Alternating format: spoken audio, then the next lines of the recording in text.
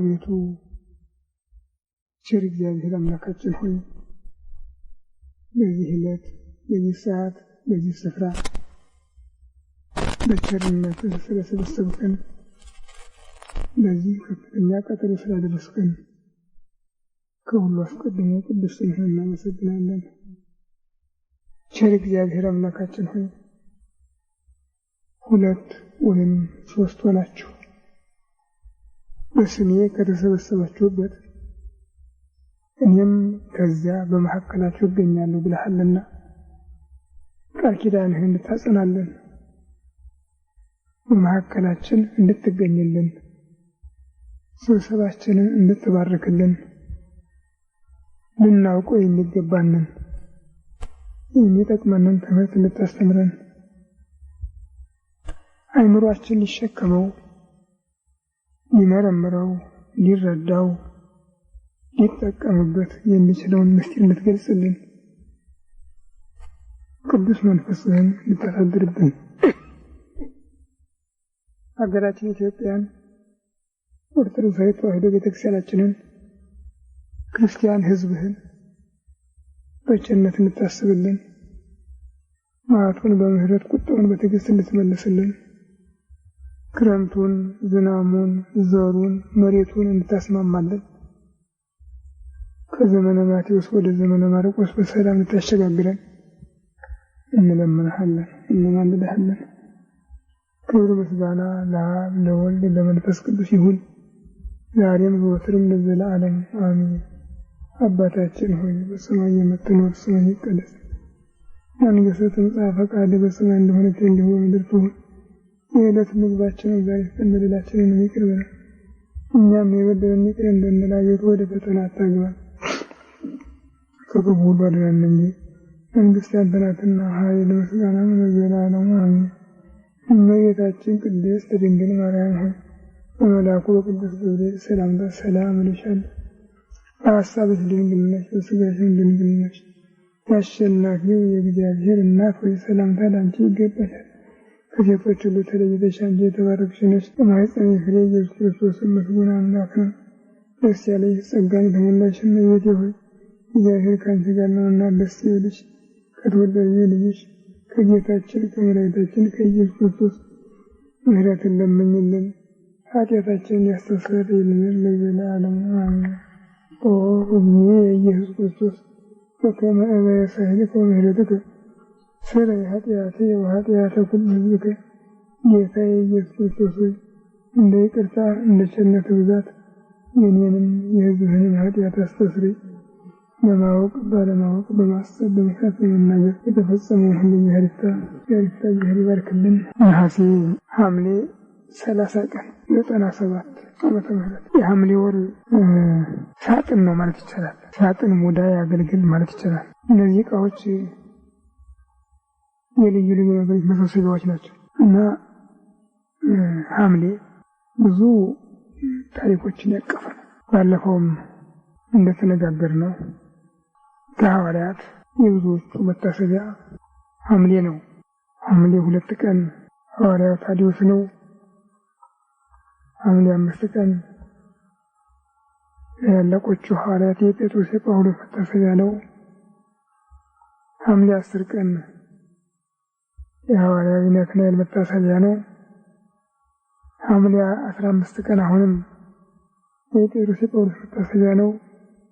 ሐምሌ 18 ቀን የሐዋርያው ያዕቆብ መታሰቢያ ነው።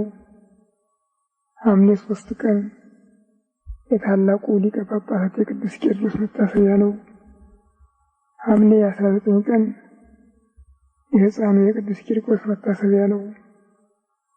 ዛሬም የሐዋርያው እንድርያስ መታሰቢያ ነው። ሐምሌ 27 ቀን የታላቁ አባት የሄኖክ ዕርገት ነው እና እንዲህ ብዙ ነገሮች የተፈጸሙበታል።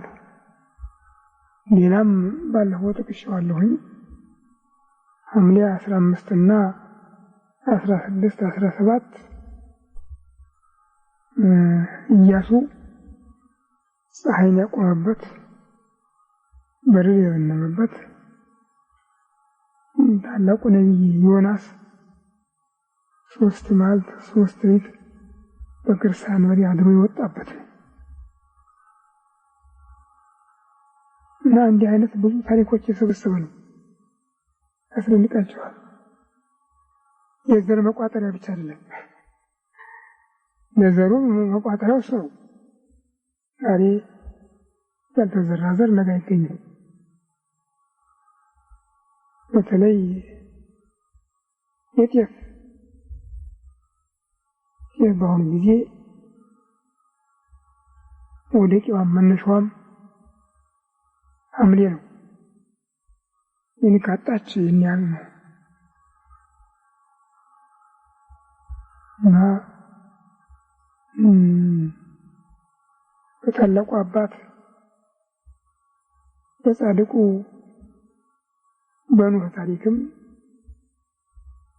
የኢትዮጵያ ክረምት እንግዲህ መሰረቱ ያ ነው። ከሰኔ 26 ጀምሮ እስከ መስከረም 25 ነው። የኢትዮጵያ ክረምት ይሄ ነው። በእግዚአብሔር ቃል የተመሰረተ የማይናወጥ ከበረከት ጋር የኖረ ዛሬ ብልጣብልጦች ሆነን በብልጠት የእግዚአብሔርን ልግስና በምጽዋት የሰጠንን በቅሚያ እንመስላለን ብለን ስለምንሞክር ተመልሶ ጠፋ እንጂ በአንድ በሬ ትከሻ ታርሶ የ7 ዓመት የ8 ዓመት የ10 ዓመት የ15 ዓመት ድልብ ይገኝ ነበር። በጎተራ በጉድጓድ ከቤት ተርፎ ዛሬ እንዲህ በኪስ እስከሚታጠብ ድረስ ሊደርስ እና ዘመናውያኑ ሊቃውንቶቻችን ኢትዮጵያ የድህነት ሀገር ናት፣ ታሪኳ የድህነት ብቻ ነው ይሉናል። አይደለችም።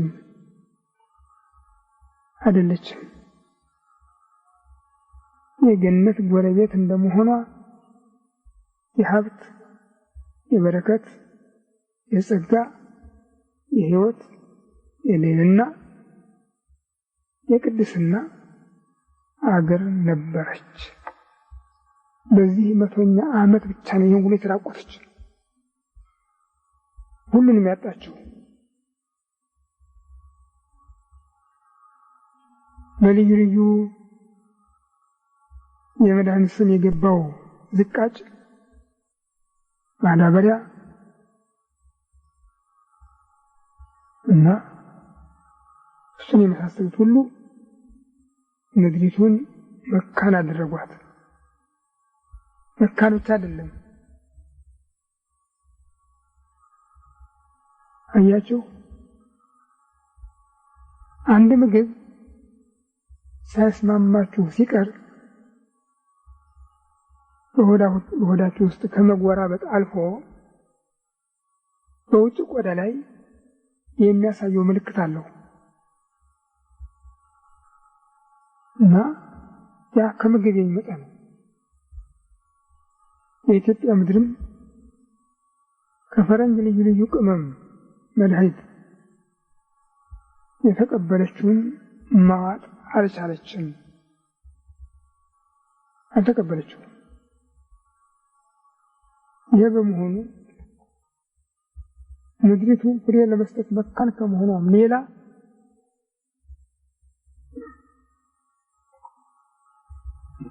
አቀንጭራ የሚባል አረም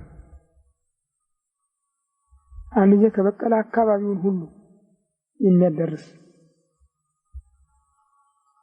ለሚበላው ምግብ ብቻ አይደለም፣ ጠቅላላ ሳሩን ቅጠሉን የሚያጠፋ አሁን የመጣ ነው። የለም ይዛ ደረቅ እንጨት ይቆረቁራል፣ ያች ውስጥ ይገባል፣ ማር ይሰራል። ልጆች እንዲያውም ያን እየፈለፈሉ ከዚያ ማር ይበላሉ እንጂ ከዚህ ውጪ ይህን አጠፋ ተብሎ የሚነገርለትም የሚነገርበትም አይደለም። ዛሬ ግን ከመሬት ፈልቶ አካባቢውን አጥለቅልቆ እነ ዘንጋዳን እነ ሞቀሎን እነ ማሽላን ዜሮ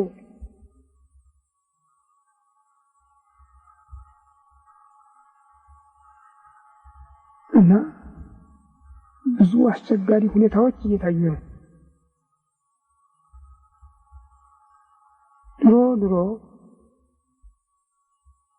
ከተጋቡ በሽታዎች በኢትዮጵያ የታወቀ ነው የሚባለው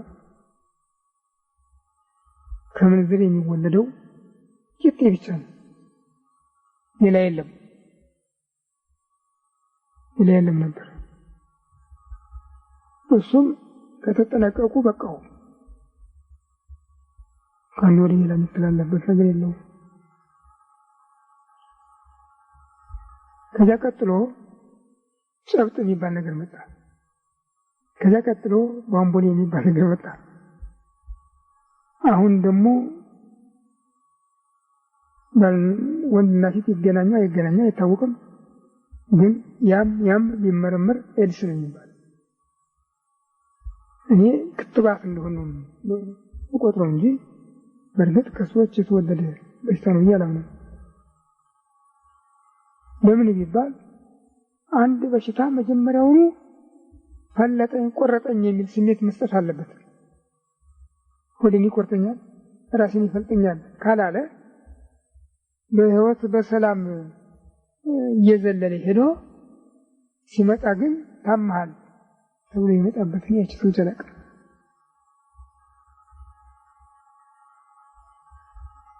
የሁሉ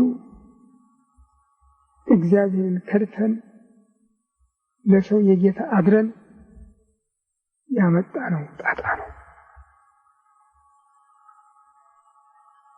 ለምን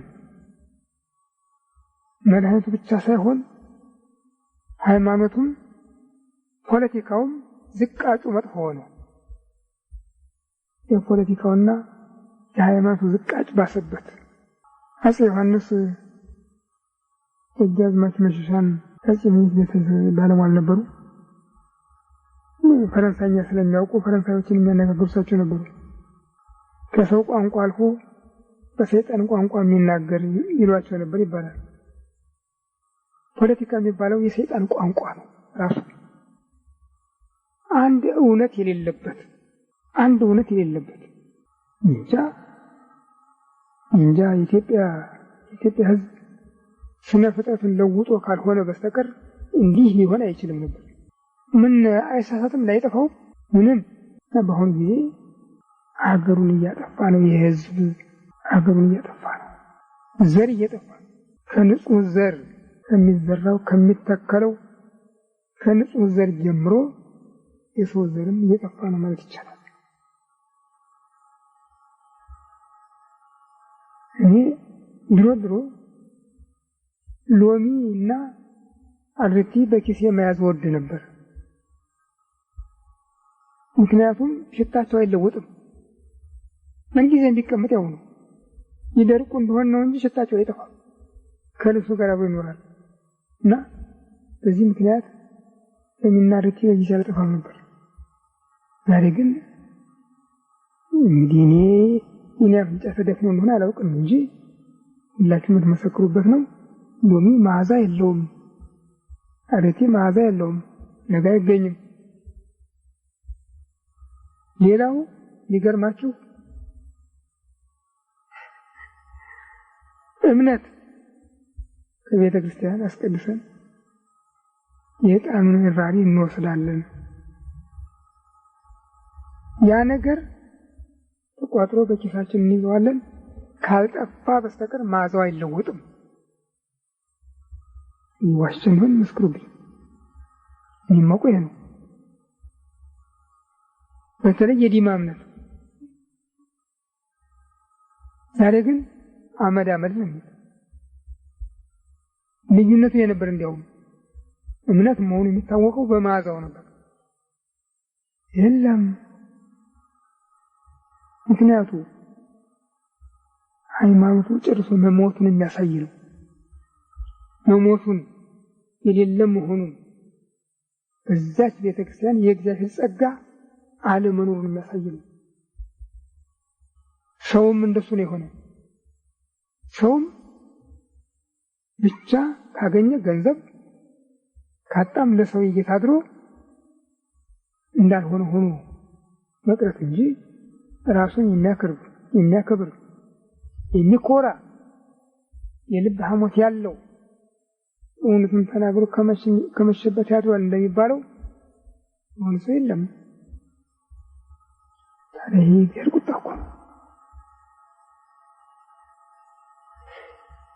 የእግዚአብሔር ቁጣ ነው።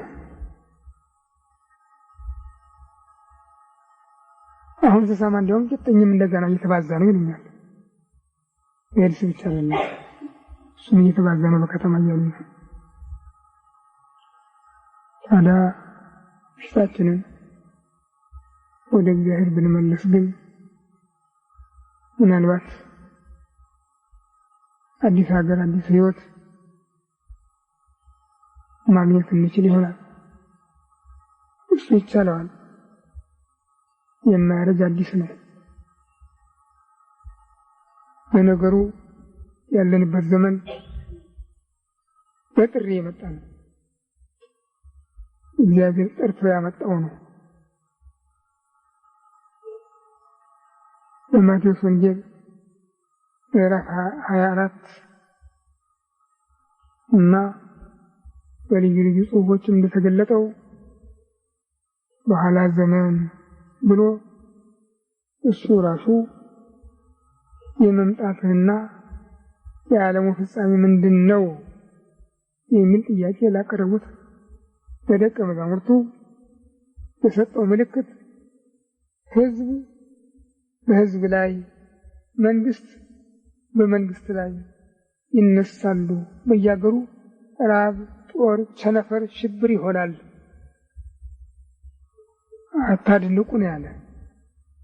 እንዲያውም የምጥ ጣር መጀመሪያው ነው ያለ፣ መጨረሻው ሳይሆን መጀመሪያው ነው ያለ። ብዙዎች እኛ ክርስቶስ ነን የክርስቶስ ነን እያሉ ይመጣሉ፣ ግን ተጠንቀቁ ነው ያለ። እኛ አሁን እግዚአብሔር የማያውቀው ነገር አልመጣም ነው የምንለው። አዎ እግዚአብሔር የማያውቀው ነገር አልመጣም፣ ግን ሲመጣ ዝም ብላችሁ ተቀመጡ አይደለም ያለ፣ ተጠንቀቁ ነው ያለ። እኔ እጠብቃችኋለሁ፣ እኔ ያለሁ፣ እኔ እረዳችኋለሁ አላለም እንደሌላው ጊዜ ሁሉ። ተጠንቀቁ እንዳያስቷችሁ ነው ያለ። እንዳያስቷችሁ ተጠንቀቁ።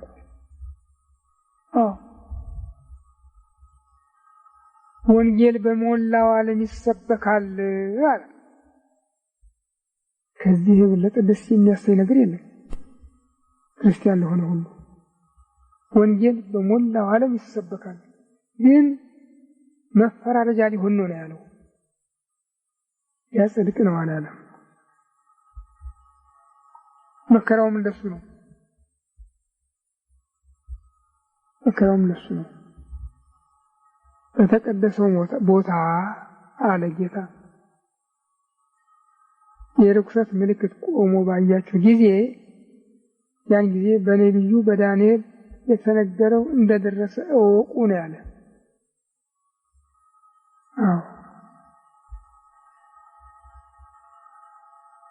ዛሬ ቤተክርስቲያንና ዓለም ልዩነት የላቸው።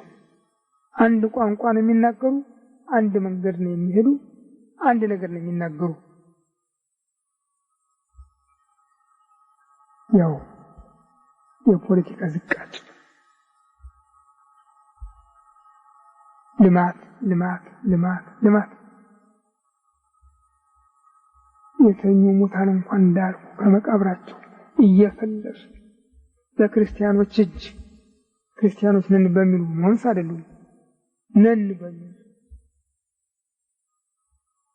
የሚፈጸመው እያየን ነው።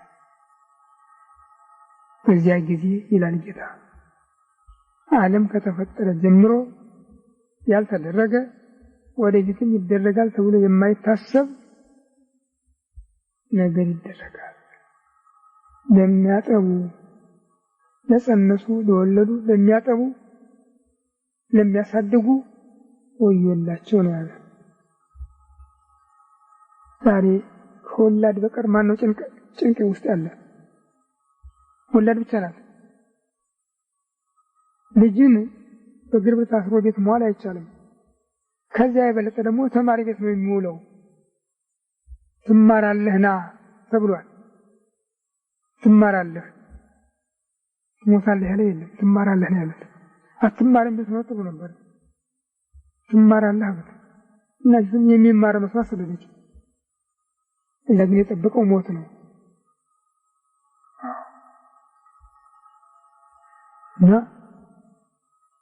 አገራችን ከዚህ መከራ ውስጥ በነበራት እምነት ጸንታ ቢሆን ኖሮ ለራሷ ቀርቶ ለሌላው መጠጊያ መሸሻ ትሆን ነበረ። ግን እምቢ ብለን የፈረንጅ ጥገኞች ስለሆን ሙዳውስ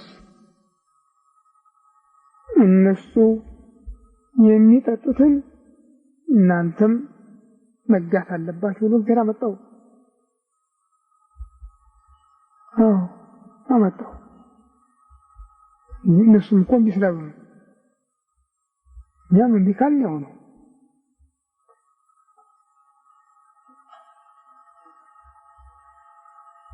አሁን አስቸጋሪ ሁኔታ ላይ ያለ ነው። ገላጋይ የለም። የሚሰማ የሌለበት ሁሉ ደንቆሮ የሆነበት፣ የሚያይ የሌለበት ሁሉ ዕውር የሆነበት፣ የሚዳስስ የሚገሰግስ የሌለበት ሁሉ ሽባ የሆነበት ዘመን የደረስነው።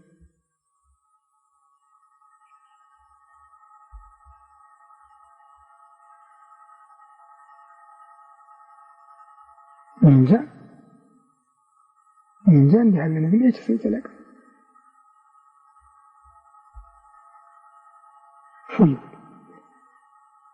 ብዙ ሰው በአንድ አፍ ይናገራል እንዴ?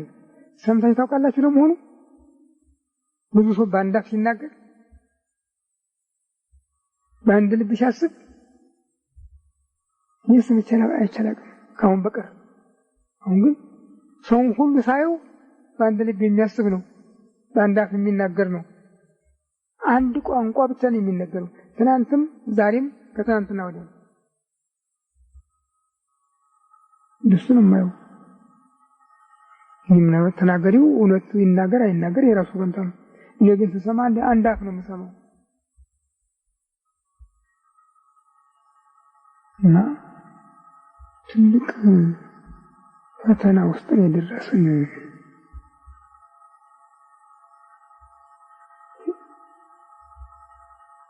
ሌላ ቢቀር ቤተ ክርስቲያን አንገት አትለይም እንዴ? አድባራት ገዳማት አንገት አይለዩም እንዴ? እግዚአብሔር የሚል ቃል ካፋቸው አይወጣም እንዴ? እግዚአብሔር ይህን ያደርጋል አይሉም እንዴ? ምን ጉድ ነው? ህዝቡስ እሺ ይሳሳት፣ መንገድ ይልቀቅ። ማን ነበር የሚመራው? ጨው ሁሉ ድንጋይ ሲሆን አታዝኑም? እናንተ የምድር ጨው ናችሁ ያለው ኃያል አምላክ እኮ ጨው አልጫ ቢሆን ነው ያለ። በምን ይጣፍጣል? ራሱ እንዴት ሊለወጥ ይችላል?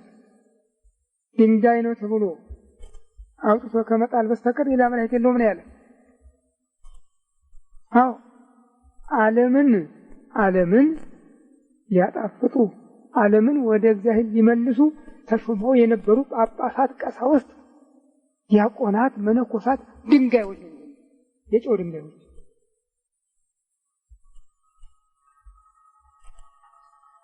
ያሳዝን ነገር ነው።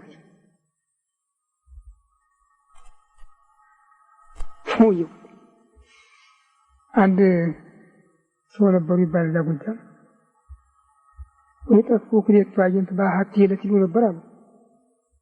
ሁለቱም አይኖች በአንድ ቀን ይጠፋሉ የነበረው ቋንቋቸው። ወይጠፉ ክሌቱ አየንት በአሐቲ ዕለት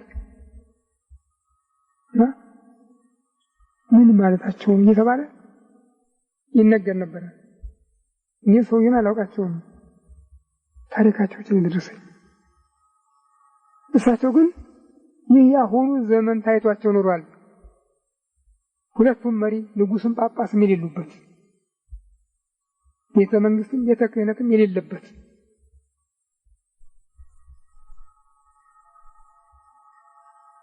አይን የአንዱ መጉደል እንኳን ብዙ ያጎላል። እንኳን ሁለቱንም ማተን ነው የምንቸገረው።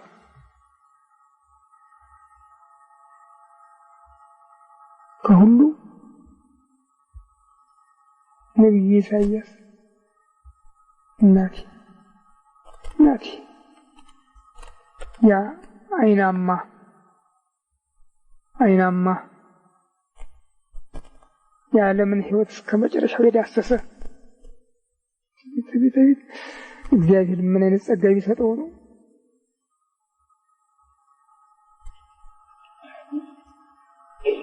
ዓለም ትናንትም ዛሬም ያላየውን ምስጢር ያየ። ኧረ እናንተ የዳዊት ቤተሰቦች ያላቸው እኮ ተው። እግዚአብሔር ሰውን ማሳዘን ማበሳጨት እንኳን ይከብዳል። እንኳን እግዚአብሔርን እንዴት ታሳዝኑታላችሁ? እንግዲያውስ አላቸው እግዚአብሔር ከሰማይ ምልክት ይሰጣችኋል። ድንግል በድንግልና ጸንሳ በድንግልና ትወልዳለች፣ ወንድ ልጅ ትወልዳለች፣ ስሙንም አማኑኤል ትለዋለች ያላቸው። ይህን ቃል ማንም ነቢይ አልተናገረውም፣ አልደገመውም። ከሰውና ከመላእክት አእምሮ በላይ የሆነ ምስጢር የገለጸለት። እንደገና በቀራንዮ አደባባይ ቀይ ግምጃ ለብሶ መስቀል ተሸክሞ ሲወጣ ከ700 ዓመት በፊት ሆኖ እኮ ነው ያየው። መኑ ቱቢሲ መካህ ዘይወፅእ ሜዶም ኃያል ወግሩን በልብሰቱ ባለባበሱ እጅግ የሚያስፈራ ያ ቀይ ጉልማሳ ማን ነው? ያ ጉልማሳ ማን ነው ያለው?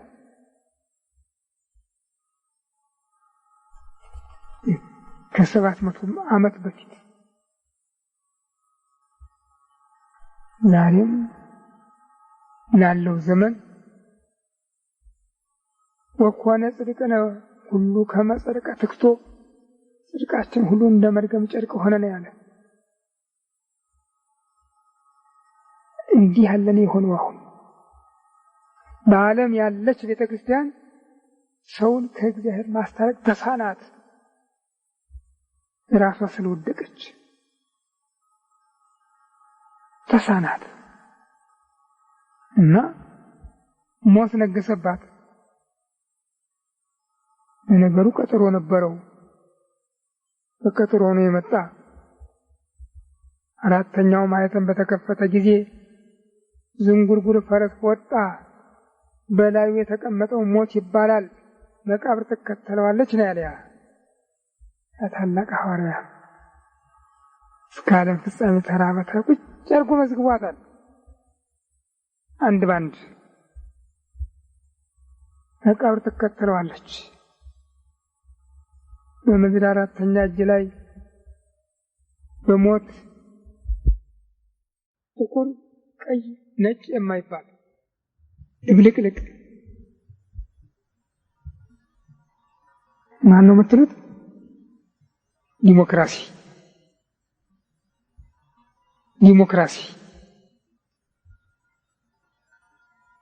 በደብተሮች ቋንቋ ዲሞ የሚባል ጋኔን አለ። ዲሞ የሚባል እና እኔን የሚመስለኝ ቢሮክራሲ እንደሚባለው ዲሞክራሲ የሚባለው ያጋኒን የሚያራምደው ነው ብዬ ነው የማስበው። ውሸት ብቻ አንድ እውነት የሌለበት ውሸት ብቻ የቀደመ ሰውን የሚያታልልበት ዲሞክራሲ ይሉናል። ደም አፍሳሾች፣ ነፍሰ ገዳዮች ዲሞክራሲ ይሉናል። ቀማኞች፣ ዋሾች ዲሞክራሲ ይሉናል። ይሄ ነው ሞት የተቀመጠበት ፈረስ በዓለም የሚጋለብበት በእነ አፍጋኒስታን፣ በእነ ኢራቅ፣ በእስያ፣ በአውሮፓ፣ በአፍሪካ። እኛ ሰንዳቅ ሚታደል አዲስ አበባ ለምኮንዳ አቅማችን ትንሽ እያጋትን ነው። እንዲህ አይነት ሁኔታ ከሚታይበት ዘመን የደረስነው። በዚህ ጊዜ ታዲያ ማን ነው ጨው? ማን ነው በተቋም ላይ የተቀመጠ መብራት? የለም። የሚያሳዝናችሁ እዚህ ከተማ ያለነውስ ከዛም እየቀላወጥን ሆዳችንን እየሞላን ነው። ብንበደልም እኔ የሚያሳዝኑኝ በየገዳማቱ አለን የሚሉት ብቻ ናቸው። ከሁለቱም ሳይሆኑ የቀሩ ወይ ከእግዚአብሔር አልሆኑ ወይ ከሰው አልሆኑ።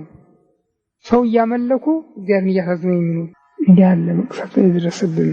ከዚህ ነፃ ለመውጣት እንጃ ምን መንገድ እንደምናገኝ አላውቅም። የምታውቁት በቤተክርስቲያናችን ባህል መሰረት አባቶቻችን ሐዋርያት እንዳስተማሩንም ከነገ ነሐሴ 1 ቀን ጀምሮ እስከ 16 ቀን ድረስ በእመቤታችን ስም የሚቀርብ ጾም፣ ጸሎት፣ መስዋዕት፣ ምጽዋት ነበረ። ወጉ ዛሬ የማይቀር ይሆናል፣ ግን ዋጋ የለውም። እንዴት ብለን ኢትዮጵያን ለማስታረቅ በሚችልበት ስራ ላይ ለመዋል እንደምንችል አላውቅም። በእውነት ይሁን ደስ ይለኝ ነበር። በኢትዮጵያ ታሪክ እንደሆኑ ጊዜ ያለ አስቸጋሪ ታሪክ የለም። ሁሉም የለየለት ነው፣ መልክ ያለው ነው። ይህ ግን ሁሉም እንዳልኩት በዝንጉርጉሩ ፈረስ ላይ የሚጋልብ ስለሆነ መልክ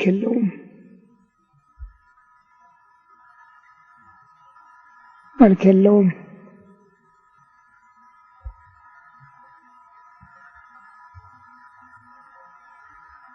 ትናንት ማታ ዛሬም ጠዋት በመገናኛ ክፍሎች የሰማችሁት ድምፅ አለ። ከሞላ ጎደል እንደሰማችሁ አስታውሳለሁ። እንዲያው ግን ድምፁ ምን ይመስላችኋል? የሞት ወይስ የህይወት ድምፅ ነበር? አያሳዝናችሁም? አያስገርማችሁም? እንጃ።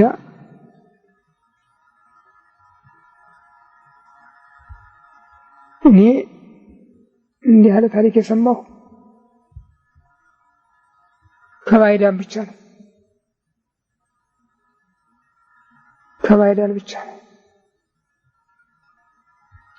በሕዝቅያስ ዘመን ኢየሩሳሌምን ለማስገበር ዘምቶ ከነበረው ከሰናክሬም ለመሆኑ ከኔ እጅ የሚያድናችሁ ያለ ይመስላችኋል ወይ?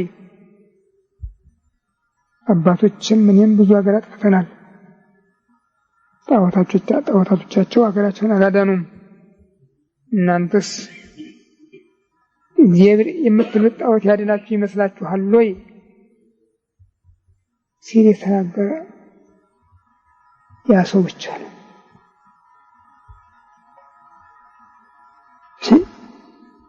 በሰው ህይወት ላይ እንዲህ አይነት ሙሉ በሙሉ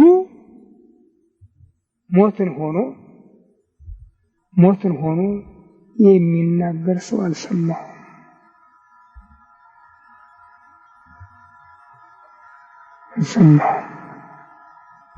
ሞትን ሆኖ ሲናገር የሰማው ዛሬ ብቻ ነው።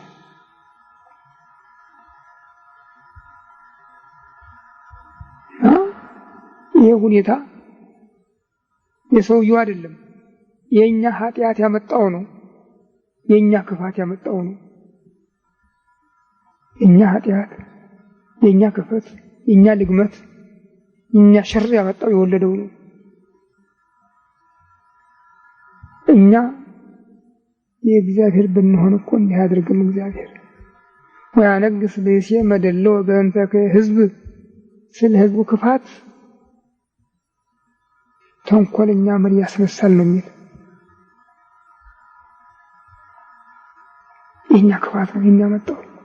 በመንፈሳዊም በስጋዊም ሁለቱንም ያጣንበት ዘመን ነው የሆነው እና እንዴት ነው የምንለው? ንጹሐትን መጸውታለን፣ መስዋዕትን እንሰዋለን፣ ጸሎት እናቀርባለን፣ ዕጣን እናጥናለን፣ ግን ዋጋ አልባ ነው። እንዴት ነው መመለስ የሚቻለው? ባካችሁ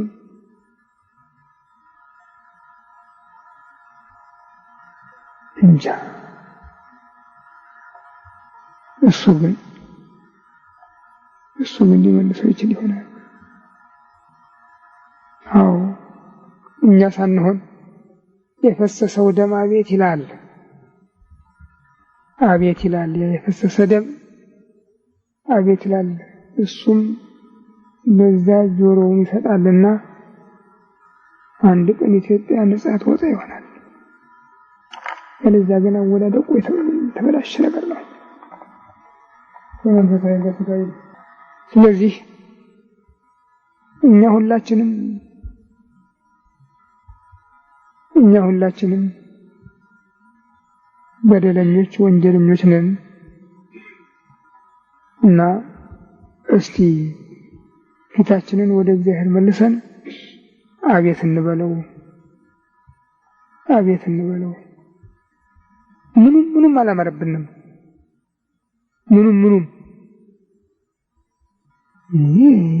የእግዚአብሔር ቁጣ ነው በእውነቱ። አንድ ሰው ሲነግረው ከጓደኛው ጋር መጣጣም የለም፣ ሌላ መንገድ ፈጥሮ ነው ይመጣ ደግሞ እንደገና እንጂ ያንን ተቀብሎ ተከትሎ መሄድ የሚችልበት ዘመን አይደለም። እኔ ቀድሞም ሆነ ዛሬ ዓላማዬ ለሚያውቀኝ ሰው አንድ ነው፣ ሁለት የለኝም። እሱን እግዚአብሔርን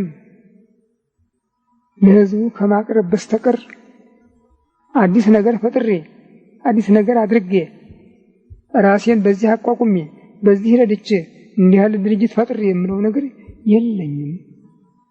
እግዚአብሔር ይመስገን። እና እንግዲህ ጨርሶ ከቤተክርስቲያን ተባረሬ ውጭ ከሆንኩ በኋላ የምታዩኝን ታዩኛላችሁ፣ የምታውቁኝም ታውቁኛላችሁ። የዕለቱን ትምህርት ከምሰጣችሁ በስተቀር ወደ ጎን ሄዳችሁ ይህን ድርጅት አቋቁማችሁ ይህን ፈጥራችሁ ይህን እንዲያጋችሁ ብዬ የተናገርኩበት ቀን ያለ አይመስለኝም። አላልኩም ደግሞ ግን ሳየው ብዙ የሚያሳዝን ነገር ነው የማየው። በስሜ በምክንያት ብዙ ነገር አያለሁ፣ ሰማለሁ፣ አዝናለሁ። ታዲያ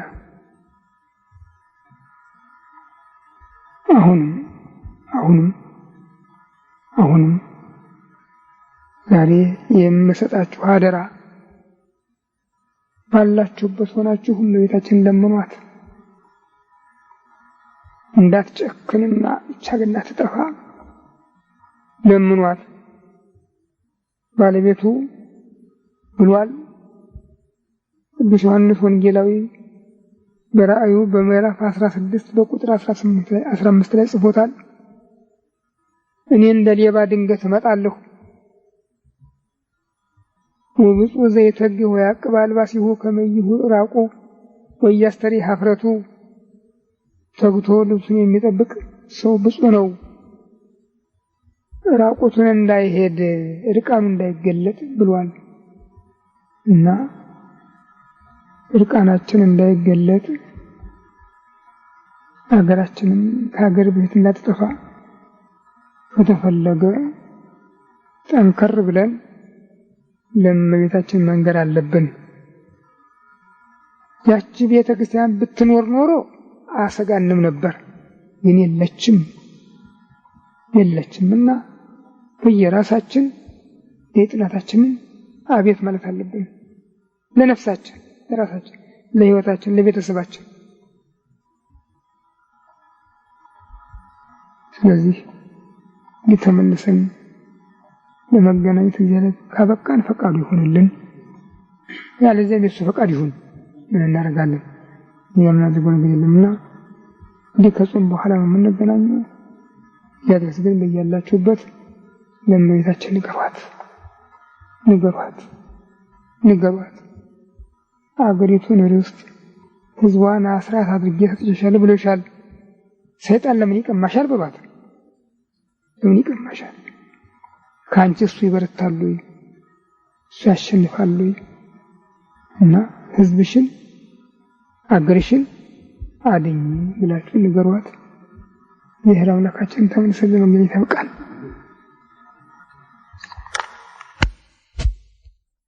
በስመ አብ ወወልድ ወመንፈስ ቅዱስ አሐዱ አምላክ አሜን። አቤቱ ቸር እግዚአብሔር አምላካችን ሆይ በዚህ ዕለት በዚህ ስፍራ በዚህ ሰዓት በቸርነትህ ስለሰበሰብከን ከሁሉ አስቀድሞ ቅዱስ ስምህን እናመሰግናለን። ቸር እግዚአብሔር አምላካችን እስከ ዓለም ፍጻሜ እኔ ከእናንተ ጋር ነኝ ብለሃልና እንዳትለየን፣ እንዳትርቀን፣ እንድትታደገን፣ እንድትጠብቀን ከመከራ ሥጋ ከመከራ ነፍስ እንድትሰውረን አገራችን ኢትዮጵያን ኦርቶዶክሳዊት ተዋሕዶ ቤተክርስቲያናችንን ክርስቲያን ሕዝብህን በቸርነት እንድታስብልን፣ መዓቱን በምህረት ቁጣውን በትዕግስት እንድትመልስልን፣ ክረምቱን ዝናሙን ዘሩን መሬቱን እንድታስማማልንና ለፍጥረትህ እርዳታ የሚሰጥ እንድታደርገው እንድትፈቅድልን እንለምንሃለን እንማልድሃለን። ክብር ምስጋና ለአንተ ለቸር አባትህ ለመንፈስ ቅዱስ ይሁን ዛሬም ዘወትርም ለዘላለም አሜን። አባታችን ሆይ በሰማይ የምትኖር ስምህ ይቀደስ፣ መንግሥትህ ትምጣ፣ ፈቃድህ በሰማይ እንደሆነች እንዲሁ በምድር ትሁን። የዕለት ምግባችንን ዛሬ ስጠን፣ በደላችንን ይቅር በለን እኛም የበደሉንን ይቅር እንደምንል፣ አቤቱ ወደ ፈተና አታግባን ከክፉ አድነን እንጂ መንግሥት ያንተ ናትና ኃይል ምስጋናም ለዘላለሙ አሜን። እመቤታችን ቅድስት ድንግል ማርያም ሆይ በመልአኩ ቅዱስ ገብርኤል ሰላምታ ሰላም እልሻለሁ። በሐሳብሽ ድንግል ነሽ፣ በሥጋሽም ድንግል ነሽ። የአሸናፊው የእግዚአብሔር እናት ሆይ ሰላምታ ላንቺ ይገባሻል። ከሴቶች ተለይተሽ አንቺ የተባረክሽ ነሽ፣ የማኅፀንሽ ፍሬ ኢየሱስ ክርስቶስ ይመስገን አምላክ ነው። ደስ ያለሽ ጸጋን የተሞላሽ እመቤቴ ሆይ እግዚአብሔር ከአንቺ ጋር ነውና ደስ ይበልሽ። ከተወደደ ልጅሽ ከጌታችን ከመድኃኒታችን ከኢየሱስ ክርስቶስ ምሕረትን ለምኝልን፣ ኃጢአታችንን ያስተሰርይልን ለዘላለሙ አሜን። ሰላም ለኪ እንደምትሰግናለች ማርያም ምን አስተውቆች ማርያም ምን አስተውቆች ማርያም ያጸናች እንደና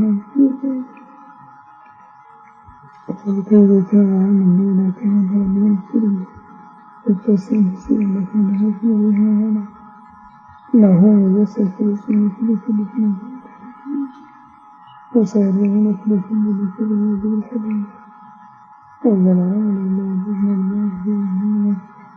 آمن يعمل في ذلك وأسلم بركة الله وفلنا عمل القبل من الله فلسطين ولذكر سهله بينا ولم يسكر عن مريم إنه وكذا شارك مهد له سائل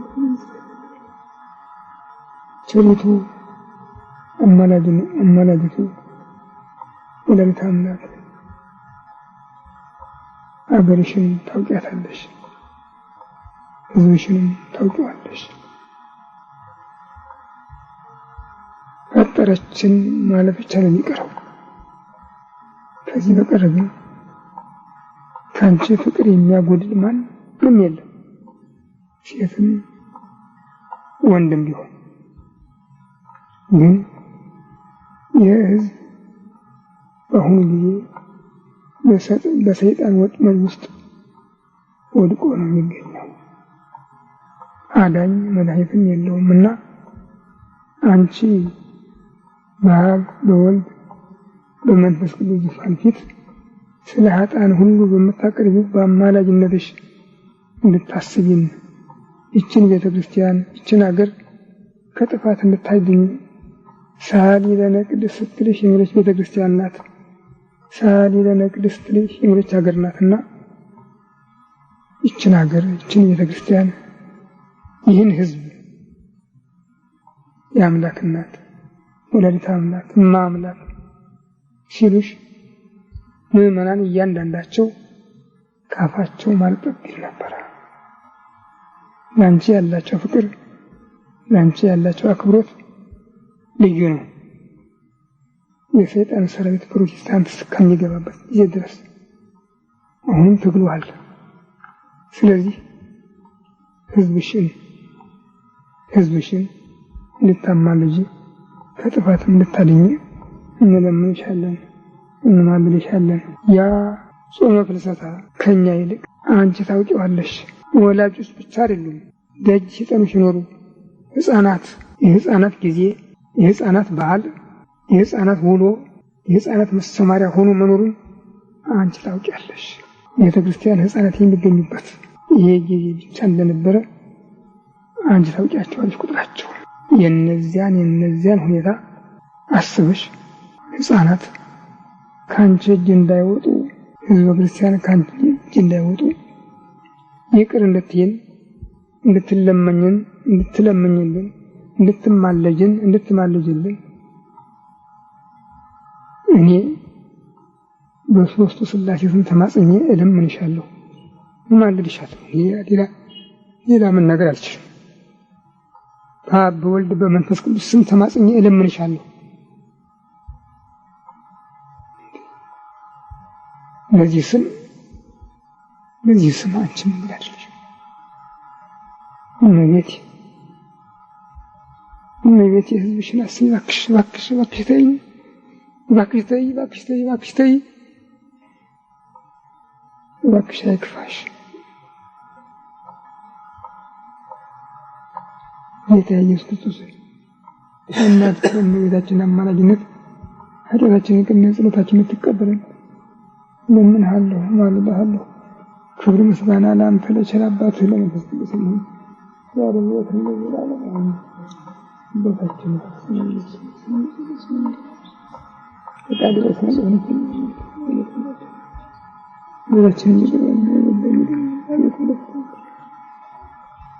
በክፉ በረን ክርስቲያን ኃይል ምስጋና ለዘላለሙ እመቤታችን ቅድስት ድንግል ማርያም ሰላም በሀሳብሽ ድንግልነት በሥጋሽ ድንግልነት ያሸነፍሽ ሰላምታ ላንቺ ይገባሻል። ማኅፀንሽ ኢየሱስ ምስጉን አምላክ ጸጋን የተመላሽ ደስ ይበልሽ እግዚአብሔር ካንቺ ጋር ነው። ከተወለደች ከጌታችን ከመድኃኒታችን ከኢየሱስ ክርስቶስ እንደምን ሀገራችን ያሰኘን ዘላለም እግዚእ ኢየሱስ ክርስቶስ በከመ በሳይልቅ በተከሰረ ኃጢአት ጌታ ኢየሱስ ክርስቶስ ለይቅርታ እንደቸነተ የኔንም የሕዝብህንም ኃጢአት አስተስር። በማወቅ ባለማወቅ በማሰብ በመፍራት በመናገር የተፈጸመውን ሁሉ እግዚአብሔር